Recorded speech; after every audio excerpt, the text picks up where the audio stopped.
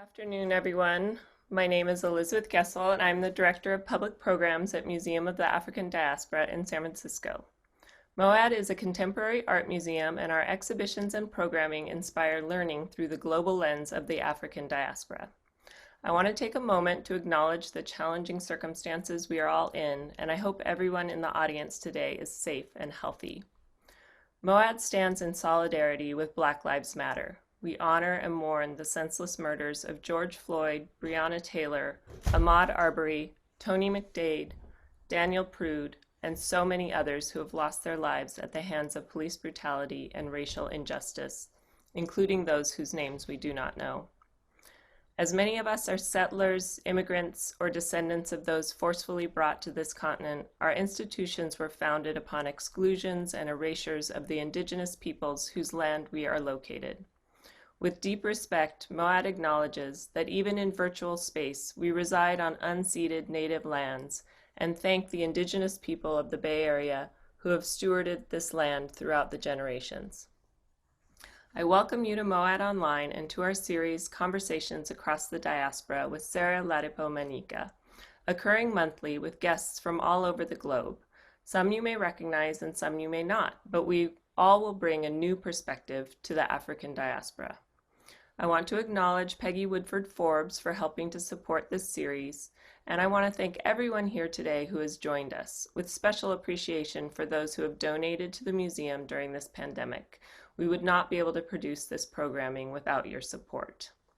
Today, we are thrilled to be presenting a conversation with actor and playwright Anna Deavere Smith, who in 2014, MOAD was delighted to present with our Visionary Leader in the Performing Arts Award.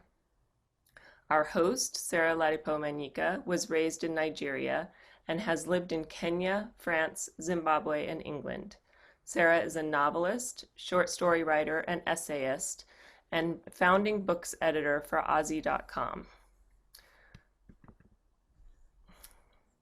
Her debut novel, Independence, is an international bestseller, while her second novel, Like a Mule Bringing Ice Cream to the Sun, has been translated into a number of languages.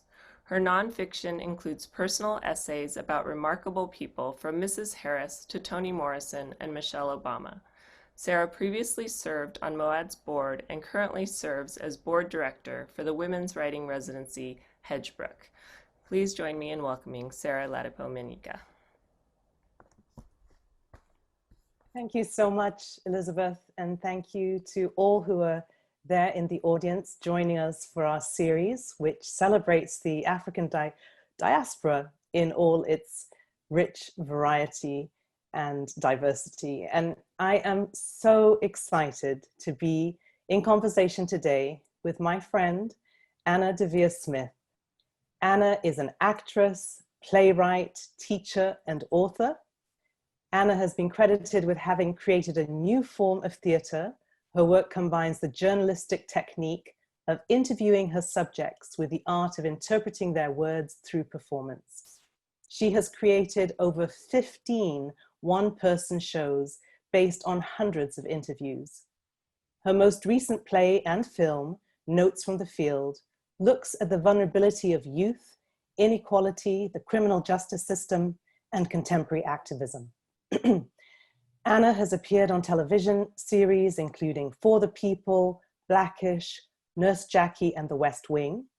Additional film work includes The American President, Philadelphia, Rent, and Rachel Getting Married. President Obama awarded Anna the National Humanities Medal in 2013. Additional honors include the prestigious MacArthur Award, the Dorothy and Lillian Gish Prize for Achievement in the Arts, the George Polk Career Award in Journalism, the Dean's Medal from the Stanford University Medical School, 2 Tony nominations, and several honorary degrees. She was runner-up for the Pulitzer Prize in Drama in 2019. She was inducted to the American Academy of Arts and Sciences. She is university professor at NYU's Tisch School of the Arts. Welcome, welcome, Anna. Nice to be here. So that is quite a list of honors, but it's only a partial list. You could include many more, including, I note, the Glamour Woman of the Year from 1993. in that company, you're in the company of Lady Gaga, Jennifer Lopez.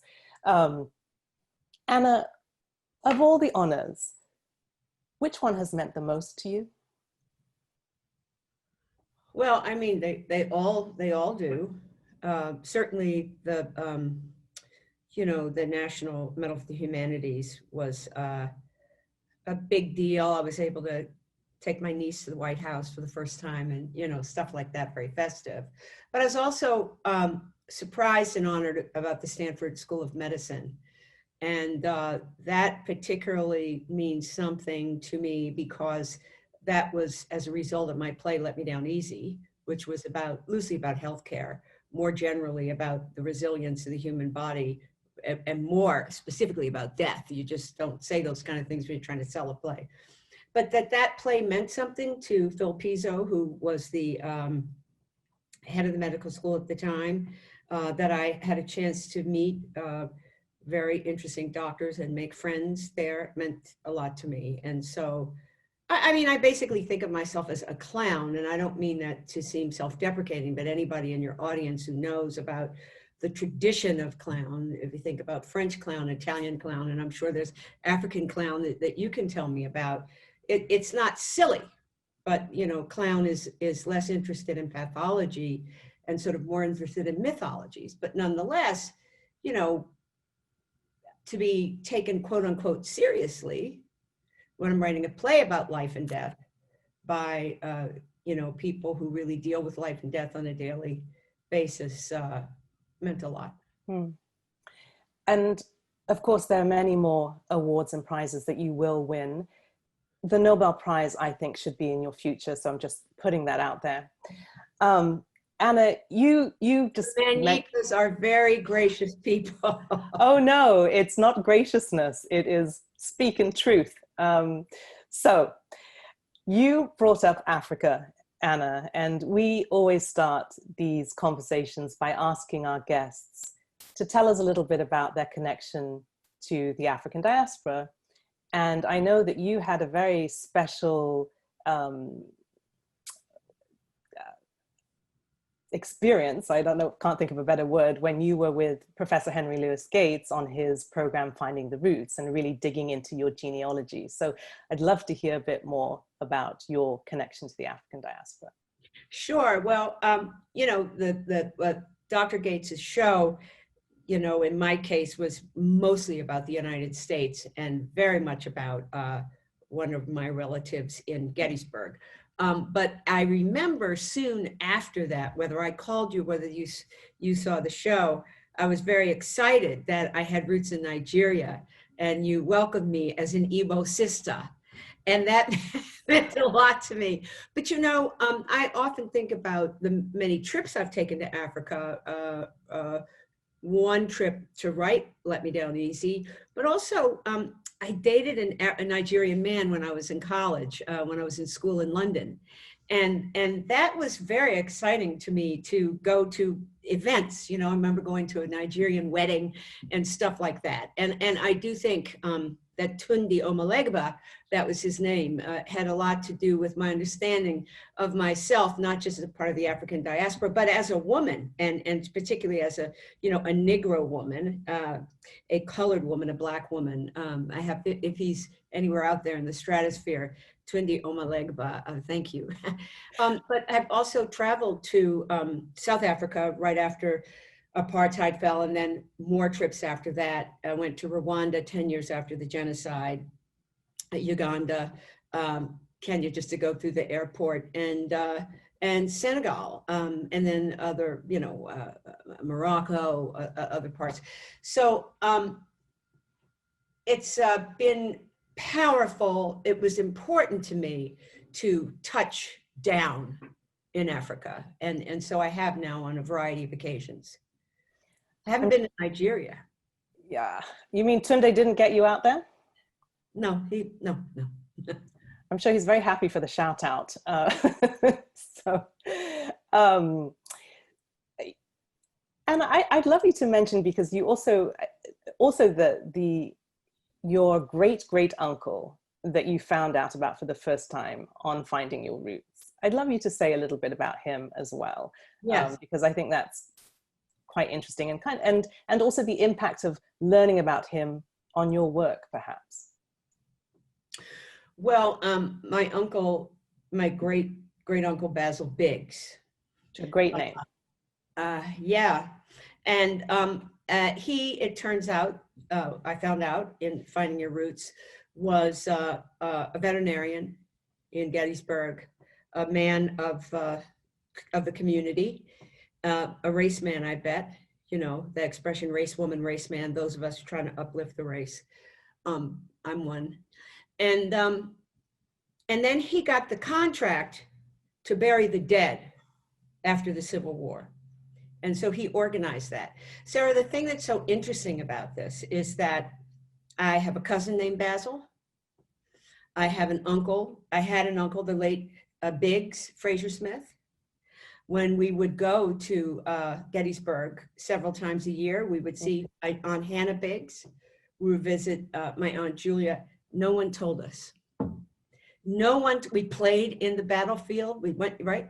No one told us. And sadly, I mean, my family saw the show. Sadly, my mother and father weren't alive. But so that's extraordinary. The impact that the whole situation of Finding Your Roots, because, you know, that was only one story. I learned some things about my mother's side, in particular, one of my ancestors there had an oyster house, and he too, this was, you know, I guess he would have been also my great something. He too was a race man. And so I think the first impact on my work is that my interest in community, my interest in having art be in the world and not in an Eiffel Tower, the fact of my being a race woman is not of my doing. I mean, I'm coming from a long line of people like that. And then the other thing it helped me understand is I've always been an Americanist, and I've set out in my work to learn as much about America as I can. My 18 plays are all under an umbrella of On the Road, A Search for American Character. But I think sometimes people don't always think of us as African-American artists as truly American. Even though, you know, for example, I was saying this to somebody the other day, you know, I'm a walking critique, right? I walk in a room, or I would say since college, I walk in a room and I'm an evident critique of the United States of America and its racism. And people don't quite know, you know, like, am I going to be friendly about it? Am I going to be demanding about it? What am I going to be? But my showing up is a critique. And yet I'm profoundly American. And this is a part of what I was able to really feel in the Roots episode. Anna, you are profoundly American, and I've heard you say many times that as a dramatist, you like catastrophe. We've got a fair amount of catastrophe right now. And how's that going for you as a dramatist? Right. Well, I'm just starting a new project now about girls, which is a follow-up to Notes from the Field, which was about the school to prison pipeline. I'm sure most of your audience knows what that is. And I decided that I want to understand a broader ecosystem of how poverty affects children, and how it robs them of their joy, their education, lots of things, maybe their sexual freedom, whatever. It takes something away from them.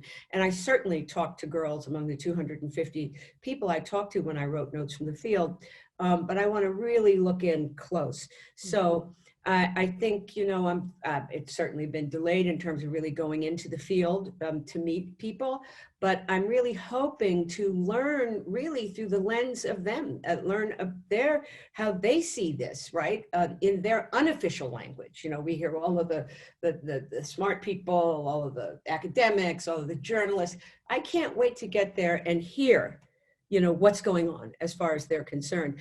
It's very, very, very upside down. It's different than other upside down moments. Obviously, the pandemic has kind of frozen us in place. I don't have the mobility that I've previously had. So the good thing about upside downness is everything is shaken out. If you can think of like you drop a bag of groceries and then there they are splayed out in the street for everybody to see. And then you have to arrange it back, and it likely will not be arranged back the same way. So the best that could happen now is that we will rearrange this in a positive way. We won't solve all the problems. We won't take away racism. We won't fix healthcare. We won't do a lot of things people are hoping we're going to do. But some people are taking a hold of this malleable moment. I heard somebody use that phrase the other day. I found it was a very good phrase. Some people will take a hold of that malleable moment and do something while the window is open. My experience is that the window closes too quickly. No wonder how you feel too, Sarah, given the fact that part of your heritage is Nigerian, you've lived in different places in Africa. When people say this moment is unprecedented, I feel it undermines history in a way. I mean, let's just think that it must have been like in the continent of Africa as colonialism began to fall country by country. No, absolutely. And I love, one of the things that I love about you, Anna, is your focus on words. You're a student of words, and this word unprecedented, I think is an important one. In many ways, I feel that we shouldn't be surprised about a lot of the things that we're facing. It's not as if they're just sort of, popping out of the blue, as it were. And there is a lot to learn from history. Yeah. And we're going to come back to, I want to come back to some of the things that you've just touched on now, but I want to just circle back for a moment to going back to history, speaking of history, to talk about you as a young woman, a young girl, just starting out. Do you remember the very first performance you gave? Do you remember someone saying, you could be an actor? How did it all start? Right. Well, my mother tells the story, although I don't remember it. I think it was in first grade, and she was delighted, I think. And God bless my mother. She was not the type of mother who would come rushing backstage and say, "Oh my God, everybody was looking at you." And a lot of actors had that kind of mother, but I didn't. It could have been because it was 5 of us and she didn't want anybody to feel more attention than the other, but she was not like that. She was real. She showed up for everything, but she was very low key. But she was quite delighted to tell people about me in the first grade playing a troll. I don't even know the play. And she herself would say, "Oh, I can remember you singing, 'I'm a troll, foldy roll.'" So whatever that was, let's. Oh, you were singing. You started off singing. I can't sing, but I guess I sang it. But whatever it was, I certainly seemed to have put myself in it with no inhibition. However, I didn't really think about being an actor until after I was out of college, and I sort of tripped over a acting class in an excellent conservatory, the American Conservatory Theater, and then a series of sort of accidents, or just I ended up becoming an actor. It was a very profound moment in my life. Everything happened quickly. Nothing has happened as quickly since that time. So it happened quickly. Was it a smooth ride? Did you fall into getting roles and so forth, or was it? No. I mean, it was more like I went to their summer training congress and I was going back to do what I was doing. And I got a call that the head of the school wanted to see me. And then he went in and he said, "Well, you may not want to do this, but there's a place for you here." And so then I called my friend Diane Salinger and he said, "There's a place for me there. Should I take it?" "What are you talking about? Of course you should take it." And my friend, the late Chuck Selber, "What are you talking about? Of course you should." And, I came, "Come over here, I have dinner for you." And he made me a dinner, which it was like a big piece of honeydew melon with a blob of peanut butter. And then I think he was from New Orleans. "I knew you'd be hungry." But it was just one of the best congratulatory dinners. So then I went to the first year. I came back the second year. There was one Black woman in the company. She quit. They put me in there. But I was really doing really background stuff. And there's been nothing easy about my career. I would just give that encouragement to people who are out there, you know, watching, who are artists of any kind or doing anything that is difficult. So it was not easy. It's just that fortune stepped in to make a way for me. I think I've alluded, Sarah, already to Michael Sandel's book, The Tyranny of Merit, which leads us to believe that if we get there, it's of our own doing. We get what we deserve. And in a conversation with he and another political philosopher, Jackson Lear says, no, you know, you get what you get. And so I think that in this case, I understand that I am not here to the extent that I'm anywhere. My achievements are not of my own doing. And that sometimes the door opened. Was that luck? Was that God? I don't know. I didn't ask for it. It was unbidden, but it was a gift. And what you have done with this gift is absolutely incredible, Anna. I said at the beginning, I wish we had many hours to talk. You have worked in film, on the stage, and TV. Let me just quickly ask, of those three mediums, do you have a favorite? It's a bizarre kind of question, perhaps, but they're different. Yeah, I don't have a favorite. There are different demands in every one. And in each of these professions, because of the pandemic, there are going to be extraordinary transformations, extraordinary things we cannot imagine as we sort of solve this problem about how to do our work, a work that requires extraordinary intimacy, and it requires intimacy quickly. So for example, that's clear. If you think, maybe think, oh, well, yeah, love scene. Okay, that's that. But even my work in the theater, right, where people call a one-person show, and on Sunday, I'm going to be start teaching a class at NYU on one-person shows. It's not a one-person show. I don't know if you've ever been in any of my rehearsal halls. It's an incredibly, incredibly intimate experience with the director, with the people I invite in as conversants. They fight, I listen, I go home, I rewrite the play. Sometimes they're tough on me, sometimes they're not. But it's really an intimate thing. And so we are all taken away from these intimate environments in which we make our work. And how we're going to come out of it's going to be different. I don't have a favorite. I mean, of course, I like doing my own work. I develop my own work. It allows me to meet lots and lots of people and learn things. But I also enjoy the community of television and movie making. Well, let's, for the purposes of time, focus on your own work. You created a new form of theater, documentary theater, in which you do extensive interviews with people, and then you pull out a few characters and you present on stage verbal portraits that speak to American society. You've said your work has been in pursuit of the American character. Can you tell us a little bit more about that, and in particular in relation to your latest play, Notes from the Field? Yes, well, you know, lots of people, think of Obama for one, lots of people remind us that part of American character is dissent. Lots of people remind us that democracy is a process, is an experiment towards a perfect union, So I'm really interested in when it's coming towards, what are the things that help that, and what are the things that make that impossible. And so in the case of Notes from the Field, I was interested in those things that keep kids, our kids of color for the most part, but I'm sure poor white kids as well, from making it through the joyous experience of learning, getting the light switched on about something that's going to make you curious for the rest of your life. What happened? So I learned a lot about that.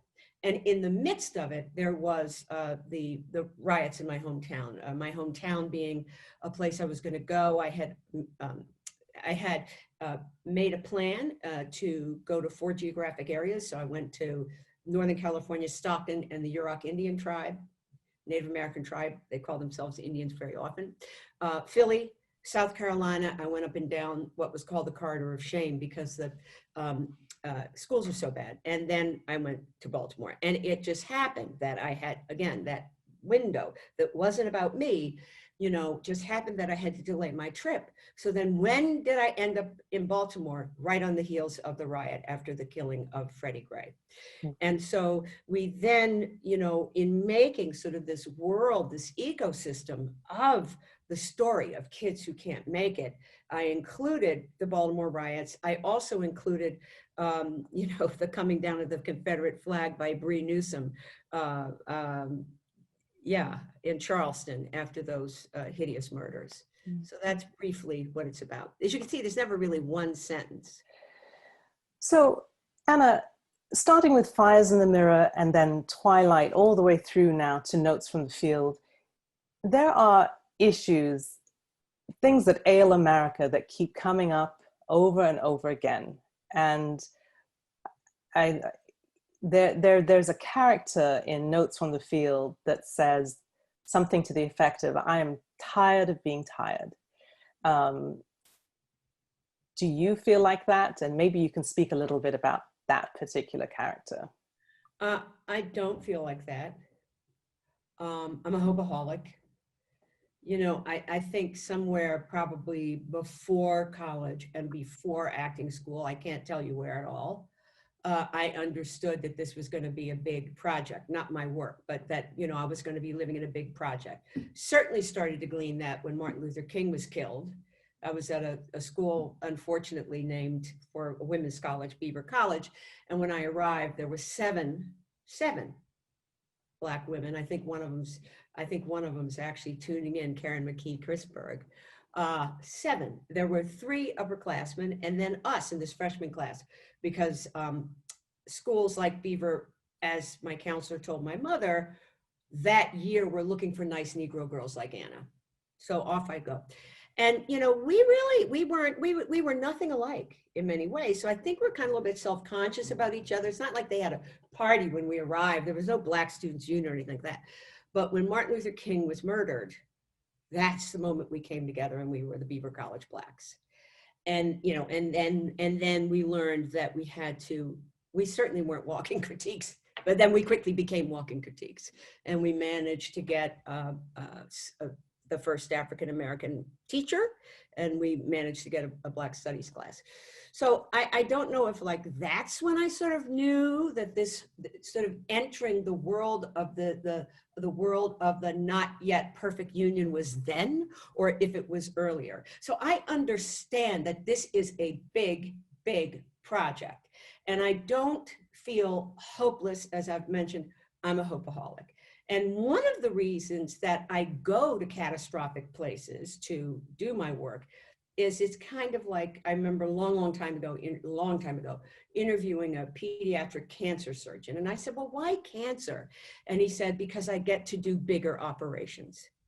And so I'm in the midst of a big operation. I don't expect it to be right. Maybe when people feel hopeless, they're expecting it to be right. It's not right. And I'm going to pause for a minute. I haven't been able to keep my eye on chat, but I see people from all around the world calling in. And I think I saw someone saying that they can't see you very well, but that you're clearer when you're closer to the camera. Okay. I think that might be better. Okay. So great. Thank you. Anna, can you give us a taste of one of your characters from Notes from the Field? I know many people in the audience have had just the wonderful opportunity of seeing and hearing your work. But if you can give us maybe a little bit of one character. Sure. So this is kind of like, asking an opera singer, could you sing, Ave Maria, right in the, because it is, even though it's based on, and Sarah is not surprising me, everybody. She's gracious enough to have warned me she was going to do this. Just to say that nonetheless, this is made for theater. And so it's even though it's actual real words, actual exact real words, and I'll be reading, so the words will definitely be exact, of Kevin Moore, who took the video of Freddie Gray, who was beaten by Baltimore police. And it was believed, universally almost that he was killed while in police custody, or at least died while in police custody. So this is word for word from Kevin Moore, who I interviewed in Baltimore when I went down there right after the riots that followed the death of Freddie Gray. And this is called Just a Glance. And you're a poet, Sarah. Maybe we can talk about why I name things. The timing of this, I'll keep making apologies, will also be a little bit off because I don't have paper in front of me. I'm working with my computer. I don't usually do that when I work. Anyway, Kevin Moore. The screams, what woke me out of my sleep, the screaming. I'm like, well, wow, what's all this screaming? And then it came to pull me up, like, dude, they're tasing and tasing. Woo! So I jumped up and threw some clothes on to go out to see what was going on, you know. And when I came out that way, I'm like, oh, shit, you know what I'm saying? They had him all bent up and handcuffed, like face down on his stomach, but they had the heels of his face, the heels of his feet almost in his back. And he was handcuffed at the time, and they had the knee in the neck, and that pretty much explains the 3 cracked vertebrae, the crushed larynx, and 80% of his spinal cord being severed and stuff. And when they picked him up, I had to zoom in to get a closer look on his face. You could see the pain in the man's face, you know what I'm saying? But then they pulled around on Mount Street and they pulled him out again to put leg shackles on him. You put leg shackles on a man that could barely walk to the paddy wagon? That don't make sense to me. And I've never known a on-a-beat officer to carry leg shackles on their person or in a van. That's something that you do when you go on to another compound, or when you're being transported to the court or something like that. They don't put leg shackles on you outside. They just don't do it, you know. So they put leg shackles on a man that can't walk. You know, they toss him in the back of a paddy wagon like a dead animal, you know what I'm saying? Then you don't even put a seatbelt on him. So basically he's handcuffed, shackled, sliding back and forth of a steel cage, basically, because it's not padded back there. I don't know what everybody seems to say. It's padded. No, it's not padded. It's about as padded as the outside of that van. It's ridiculous how bad they hurt that man. I mean, come on. A crushed larynx. Can you do that to yourself? 3 cracked vertebrae. Can you do that to yourself? Can you sever 80% of your own spinal cord? You know what I'm saying? In the back of a paddy wagon, shackled and handcuffed, no less. I wish you could see how they had him. So I'm like, man, this shit is crazy, man. They just don't care anymore. Man, it's crazy, man. I just feel like we need to record it. You know what I'm saying? We need to get this word out that this thing is happening, because this is the only weapon that we have. Yeah. The camera is the only thing that we have that can actually protect ourselves. It's not illegal, you know what I'm saying? But in the same sense, those guys could feel threatened and, oh, well, I mistook his camera for a gun, you know what I'm saying? That's what I'm saying, like I said. And no, I haven't really filmed anything before or been known for filming, you know what I'm saying? But that time I was like, man, somebody has to see this, you know what I'm saying? I have to film this. And so when I touched back down around the way, I just basically called every news station that I could and just got that video out there. You know, Mainstream, 13, 45, 11, New York Times, Russia Today. I don't even speak Russian, but, you know, I did the interview. No, it was actually, I took it with my phone. I had some brothers from Ferguson, and they came out and supported me. You know what I'm saying? Yeah. And they actually spent the night in my house.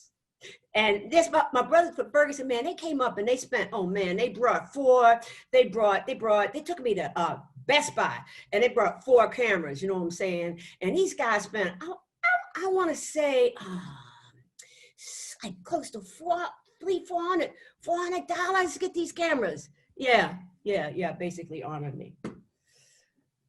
It's a movement, and it's not gonna stop now. And last time I talked to Freddie, we were talking about going to get something to eat, and I think about it every day. Eye contact. Yeah, well, this story about Freddie Gray's eye contact, that was, you know, with the whole story since the beginning, since it happened. And that's what the had officers, I guess, wrote up their paperwork that Freddie made eye contact, that he made eye contact, and he looked suspicious, or that we looked suspicious. You know, and that gave us probable cause to do whatever. But like I said, again, we know the truth. You know what I'm saying? Just a glance. That eye contact thing, that it sets up, it's like a trigger. And that's all it takes in Baltimore is just a glance. Have you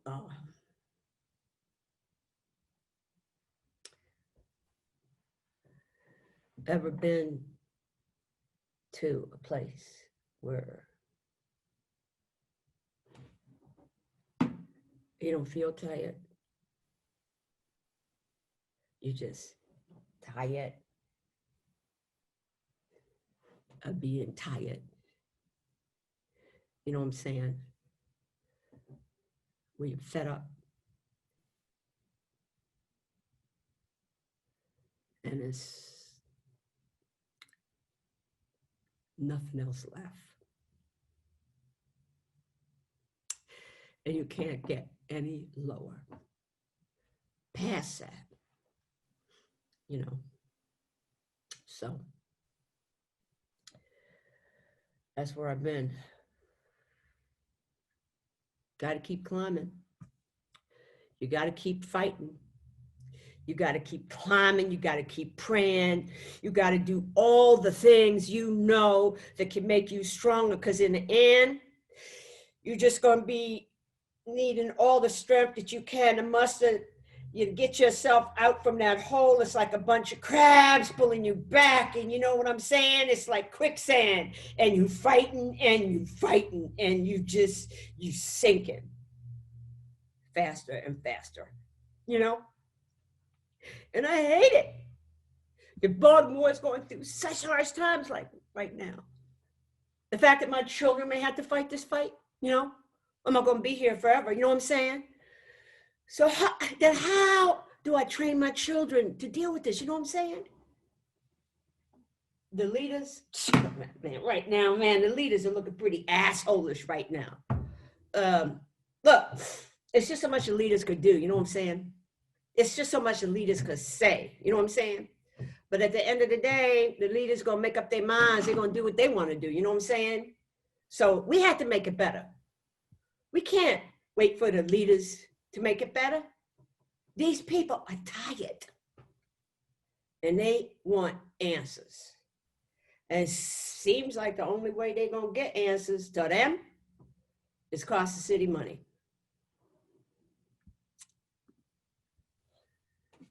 Anna, thank you. Unfortunately, you can't hear any applause from the audience. And I know what it's like as an artist having to do what you do, not quite in the way that you want to do it, but you've turned your hand and you've given us a sense of, at least for those who've never seen you, of how you embody characters and you tell a profound story through the words of your characters. And there are lots of comments coming in through the chat, just thanking you for sharing that.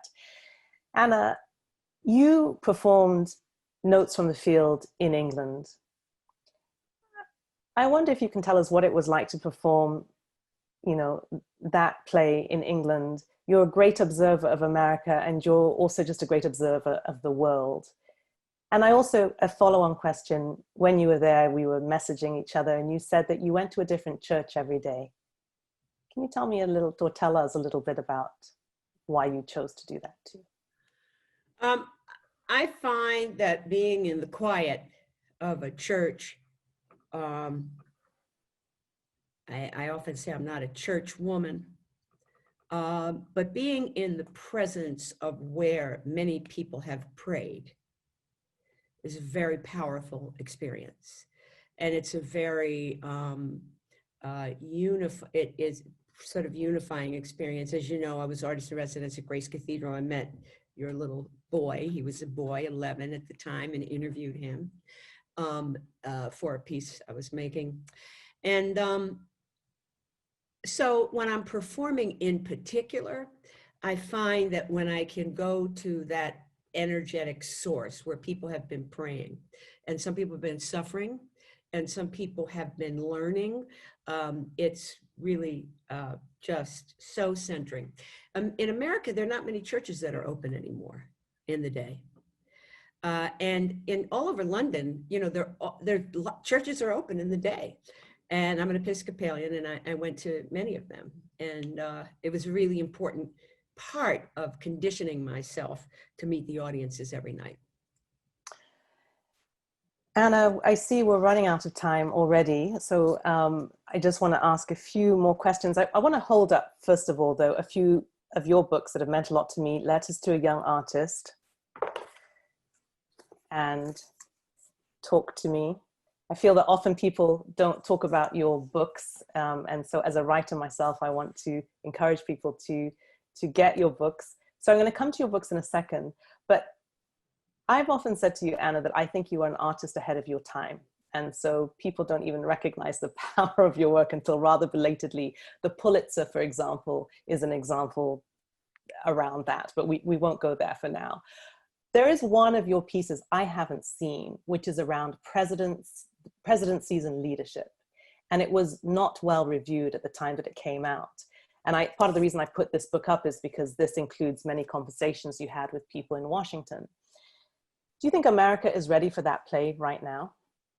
Well, actually, when I don't do well, mainly I'm upset that people spent money on me and it didn't come through. And House Arrest was a big project. I interviewed 520 people. Could you say that again? House Arrest? House Arrest was the name of the play, and it was a huge project. I interviewed 520 people. I went on both Dole and Clinton's campaign trail. Could not have done it with extraordinary support from the theater. And the chairman of the board at the time was a man named Riley Temple, extraordinary man. And the day that the review came out, we went to breakfast together at the Four Seasons in Washington. And he just is a really cool man who understands artists. But I remember him saying, naming the critic, like, that was terrible, right? And so, as it turns out, we met at the Four Seasons on the day of the inauguration of Trump. And we sat there and he said, now is the time for house arrest. Now's the time. Because it's about presidents and the press, and it's about American history, and it's about the flaws.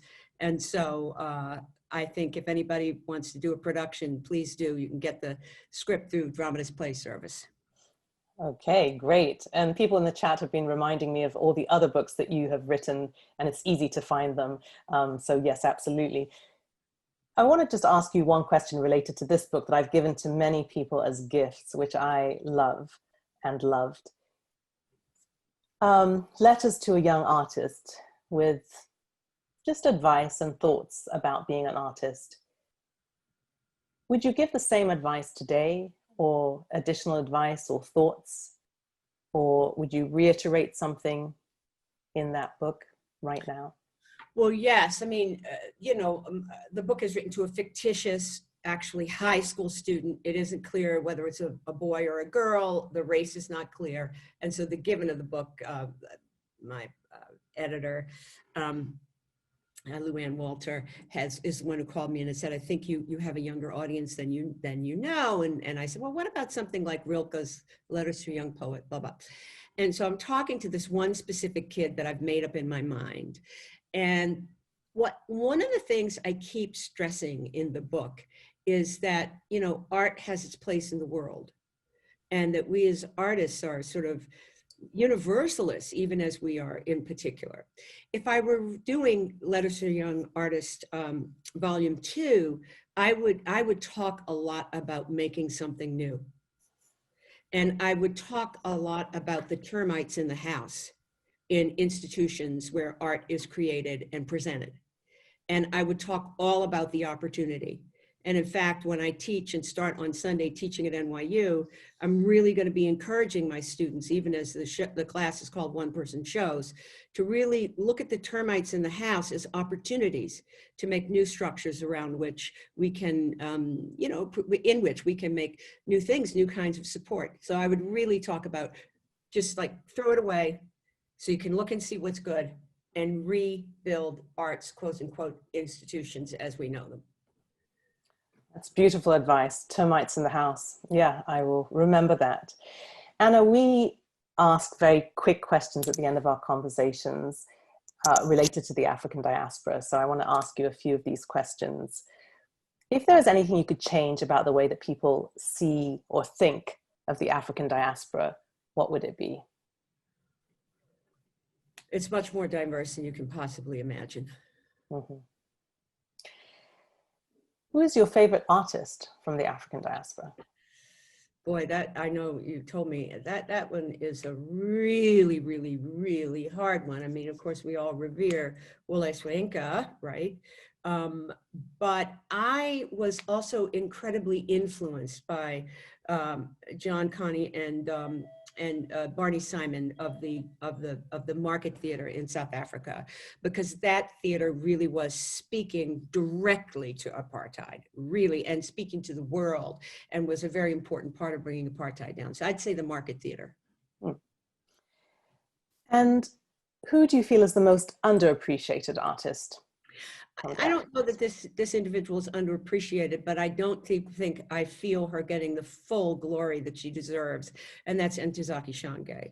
And if for no other reason, that when my African-American women students get up to perform, they almost always, and how many years are we after for Color Girls? 40, they weren't even alive, and they're talking in the same rhythms that she first spoke in that play for Colored Girls. So I think we need to have a Ntozake Shange Street if we don't have one. Mm-hmm. And San Francisco is a perfect place for it, because and I know you're in San Francisco right now, because a lot of it was created in bars of San Francisco. And it's also the type of city that would get it, that we need an Ntozake Shange Street, or at least an Ntozake Shange Way. Good suggestion. And I'm going to skip the last two questions because I'm looking at the time, and I want to give time to a few audience members that Elizabeth is going to pull up now. I apologize, there are several hundred in the audience and some have asked questions. I apologize for us not being able to get to everything. This is the challenge with just not enough time to talk to you, Anna. But we have three amazing writers that I've chosen this time who each have questions, and Elizabeth is kindly pulling them up. So one of them is the wonderful Bernardine Evaristo, who won the first Black woman to win, or woman to win the Booker Prize last year. Congratulations. And we also have Natalie. These hopefully they will be on video shortly. Natalie Bazil, who is also just a wonderful novelist and writer. She wrote Queen Sugar, which was made into film, and she's about to publish a book on Black farmers. And then we've got Peter Orner, who is another favorite of mine, writes amazing nonfiction and fiction. So yay, we're seeing all of them. So welcome, welcome, and we will just start. So awesome to see you all. Let's start with Bernardine. Welcome, Bernardine. She's muted. And you're muted, you know, that typical mute, that's a word to focus yes, on. Yes, hi. So yeah, that was wonderful. It was so good to hear you talk, and your performance reminded me of Notes from the Field, which I saw at the Royal Court a couple of years ago. And I also saw Twilight Los Angeles at the Bush Theatre, which was great, but you weren't performing in it. Notes from the Field was such a spellbinding performance that I think it was about 2.5 hours long. And I seem to remember there wasn't a break. And I felt when we left that we could have listened to you for another 2 hours. That's how good it was.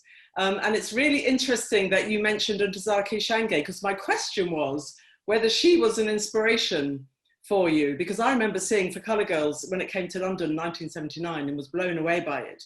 But I guess you mentioned the Market Theatre of Johannesburg, but what other theatre companies or individuals helped you create your unique one-woman shows that are doing such powerful things out there in the world?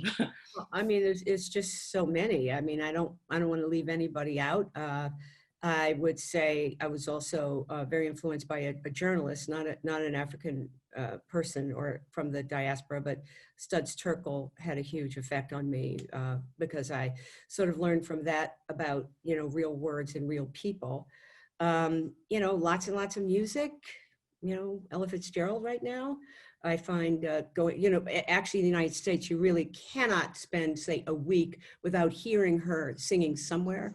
So I'm sort of focused on her. Just the whole idea of the bebop era has been a huge influence on me. Just thinking about the fact that these people, most of whom were not educated, those jazz musicians, you know, Louis Armstrong started with a horn, like to get it, you know, attention for the man coming through the street selling junk or fruit or something, but that they created a form of music that is around the world. And as Wynton Marsalis said to me, it's a miracle that happened and it's never going to happen again. So we have lots of those kinds of miracles. I also think about people who host artists like Thelma Golden, who's the head of the Studio Museum in Harlem. And I had the opportunity to work with the Alvin Ailey Dance Company, and I'll never forget that. I mean, that was just, woo! I mean, you can't even. So there's so many. Thank you. Thank you, Bernie. Peter. Thank you so much for a wonderful performance and wonderful conversation. And forgive me, I'm up in Vermont and we have shaky internet. So if you lose me, just cut me out. But it was so nice to hear you talk about churches, and I'm still getting over the performance I saw that you gave at Stanford in the church there, the chapel of Letter from a Birmingham Jail. Just incredibly moving performance. And I teach your work all the time, and an essay in particular where you say, I believe it may be the introduction to Twilight or Fires in the Mirror. I teach them both and your other work too, but you say something along the lines of, forgive me, I don't have the book in front of me, but to develop your own voice, or to develop a voice, to find a voice or voices, you got to develop an ear. You got to, and if you guys talked about listening earlier, because I had to check in late, forgive me, but I was wondering if you could just speak about the importance of listening to your practice and how it influences you as a writer, listening to other people. I mean, it's exactly right. I'm very pleased that you picked that out, because you cannot, I mean, there's so much focus in all art schools, isn't it? You know, for the visual artist, you know, want to making a mark, right? You cannot develop a voice if you can't develop an ear. You know, whether that means listening to the world around you, whether that means paying a lot of attention to other people's work. You know, in my case, also just plain listening to music I won't be able to do what musicians do, but I'm aware of it affecting my ear, so that when people talk to me, I'm listening for the music in their talking. Just, you know, so listening. I'm never listening so much for content as I am for the sort of architecture of the language that's coming out of a person's mouth. So I have to listen to lots of things. But in the bigger sense, it's like there are no one-person shows in life, right? Like we think we're the one-person show of our life. We're not. And if you told me like a trauma that happened to you and we opened it up and you told me who, you know, messed you up or you know, who messed with you, well, I would ask you to tell it from that point of view, right? Because we are no one. We're in a community and an ecosystem. Peter, thank you for that great question. Natalie. Hi, Anna. It's just such a pleasure to meet you and to follow your work. I have a question that's very similar to Peter's. It kind of follows on the heels of that. When I watched Notes from the Field, and I hear that you interviewed, you know, 250 people, my question is really a kind of a process question. First of all, do you go into do you have a big question in mind that you're trying to answer? That's kind of first. And then how do you find your way through that much information? And how do you kind of string those narratives and those voices together to create this beautiful mosaic? What impulse are you following? Are you just following a gut impulse and you're, listening to each character and kind of assembling things that are associated? Do you have a big question in mind? Kind of, how do you distill just this avalanche of information that you're dealing with? Well, if I have a big question, the big question is something like, how did this happen? Or what happened, right? So when I wrote notes from the field and Let Me Down Easy, and I think my friend Dr. Linda Shortliff, who at the time was the head of pediatric urology at Stanford, and when I sat with patients, I would say, what happened to you, right? And because I understand that's going to cause a lot of beautiful language to come my way. That's a very complicated question. I don't have a simple answer. One thing to say is that there's a lot of conversation around my work. There's a lot of conversation in the rehearsal hall, people agreeing and disagreeing. Like Notes from the Field ended with John Lewis, and one person in the rehearsal hall was like, "How can you end with that? You're letting white people off the hook," as a white woman, because he believes in forgiveness. I'm sure she may change her mind now that, we lost him. So they argue. I like them to argue. I don't like to argue with one person. I like to see the people in the room argue. And then I go home and I rewrite the play. So that's a honing process.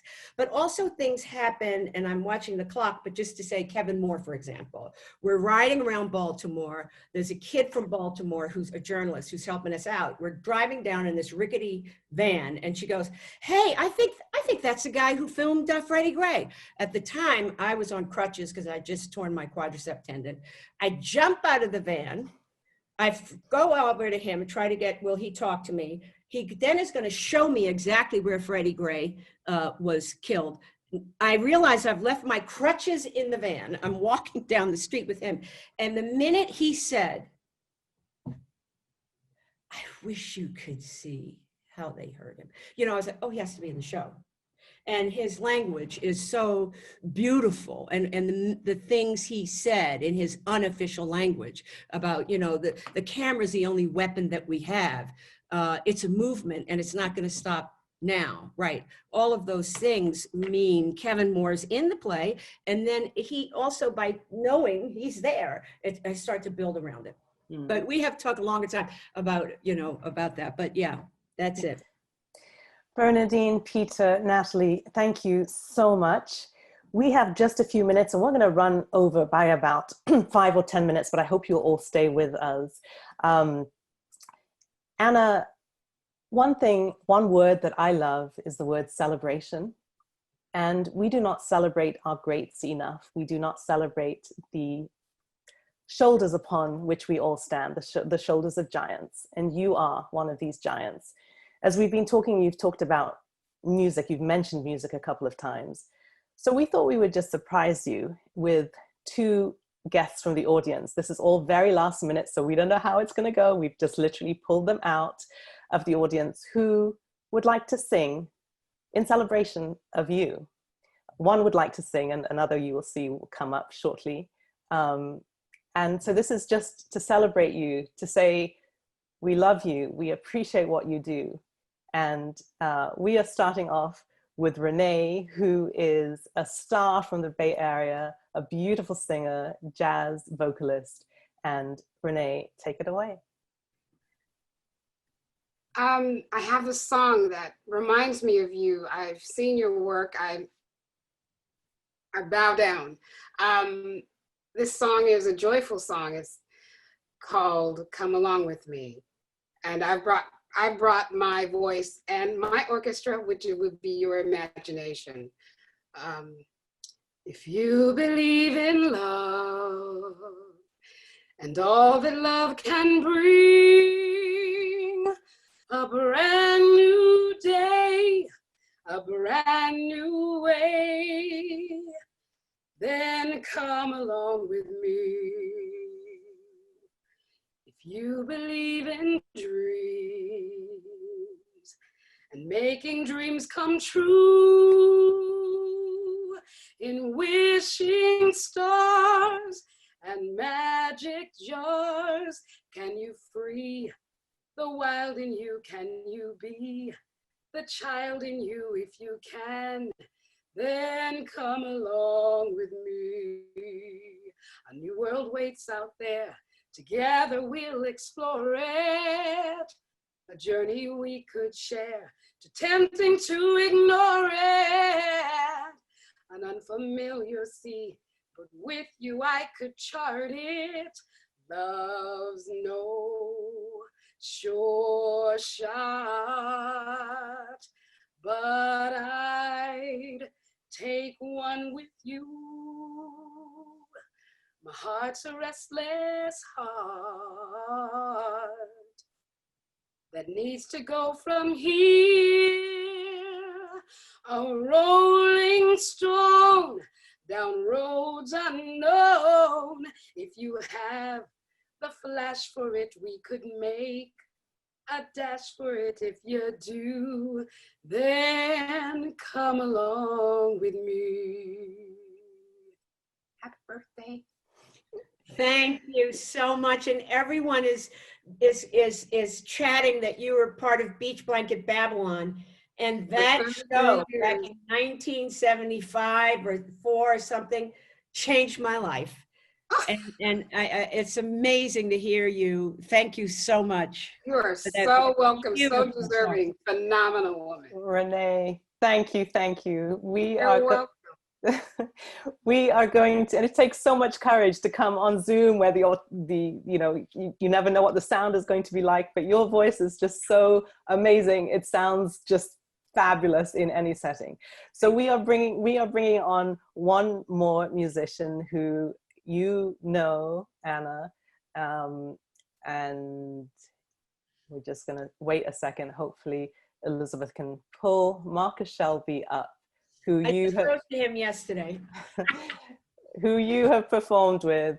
Man, your brother. The gig, man. I wanted to tell you, but I didn't want to tell you. Like, I'll see you tomorrow, but I didn't. Do you know everything I said about that rehearsal hall being a lot of conversation? You know that's true because you've been there. Yes. How you doing? Good. Well, I know we're coming to a conclusion here, and I just so happy to see you. I want to thank you for really changing my life, not only as an artist, but just as a citizen. Because of you, I've committed myself to the juvenile justice system, working with young kids, and that came because of Notes from the Field 6 years ago, our early conversations, and just you inspiring me as an artist and a student of yours to put my work where my mouth is, like you have, and traveling the United States, doing our off-Broadway play, traveling to London with you, recording and doing the filming of the HBO special. These are things I'll never forget. And I just want to play something for you. Got my bass right here. And our connection came through our common interest in Black music and the roots of that, gospel, spiritual. And we ended your play every night with this piece. So I thought I'd give you a little bit of the spiritual.